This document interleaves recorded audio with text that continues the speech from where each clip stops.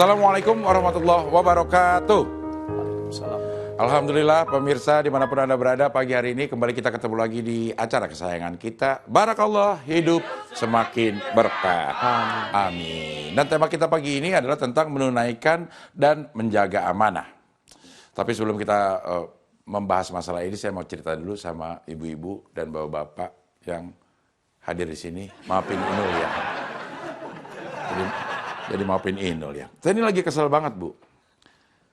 3 bulan yang lalu minjemin duit ya ke temen nih. Katanya 2 hari mau dibayar. Sampai berbulan-bulan belum dibayar. Untungnya Bu, hati ini Bu, sering dipermainkan, dibohongi, dikhianati, dan dihancurkan. Tapi tetap berfungsi dengan baik tanpa ada lecet, penyok, ataupun ringsek Bu.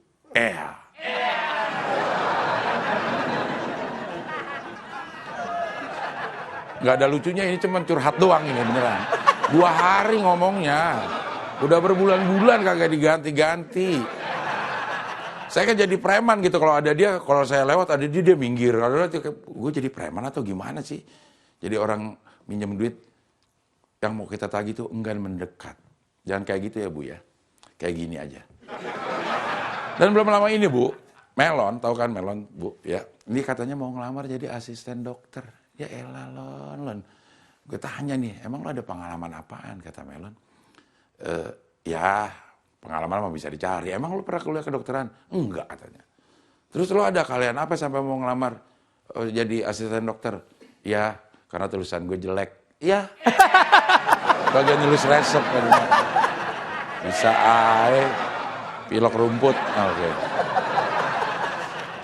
Sudah hadir di sini ternyata dari tadi ada Ustadz Solmed. Saya lagi ngomong-ngomong gitu ternyata udah ada Ustadz Solmed di sini.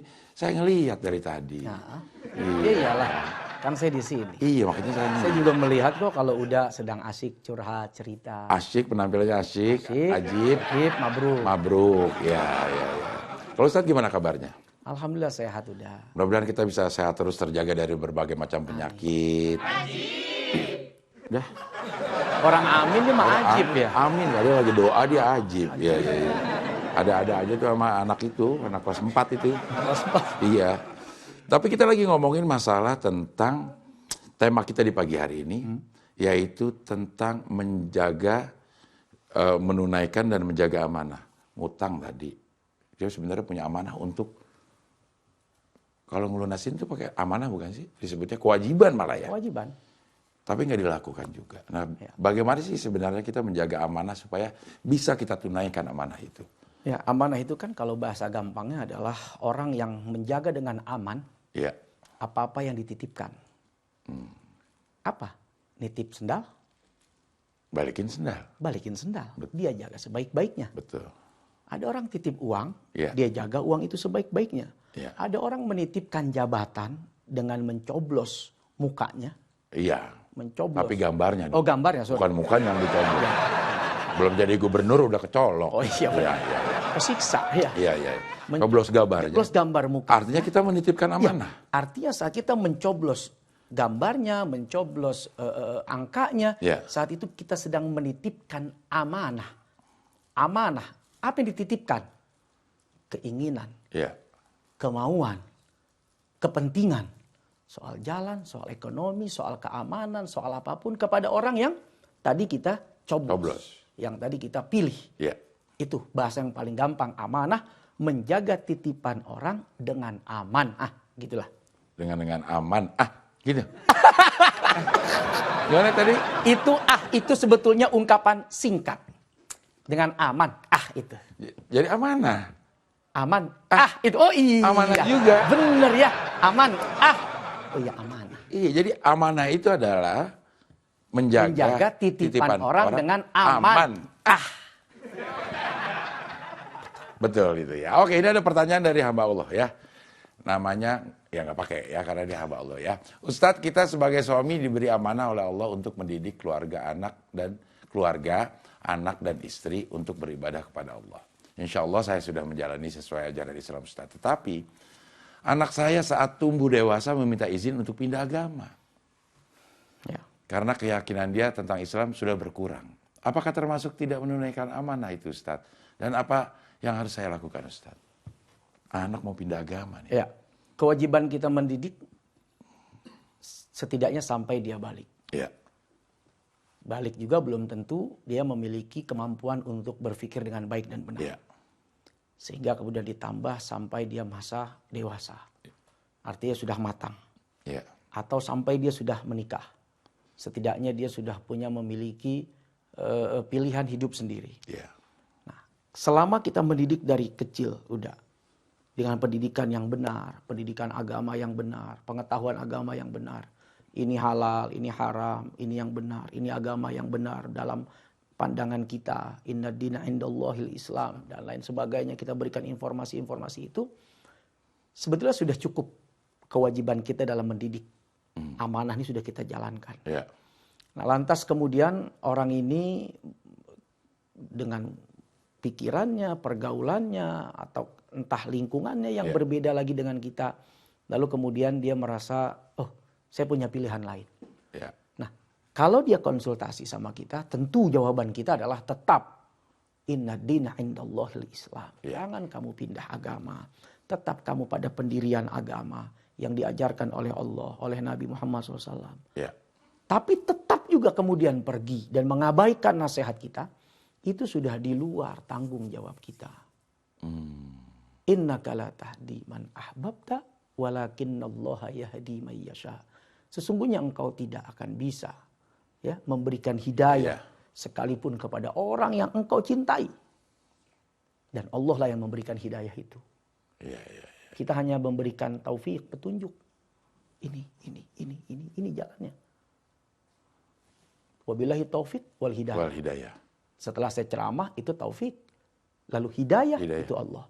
Kita sudah ajarkan, kita sudah bimbing, kita sudah didik, kita sudah perkenalkan. Kewajiban kita. Urusan hidayah, urusan Allah Subhanahu wa ta'ala. Ya. Oke, ya terjawab pertanyaannya hamba Allah. Ini ada kue yang paling jauh kalau mau beli. Nah, gimana? Karena ini tar, jadi beli tar.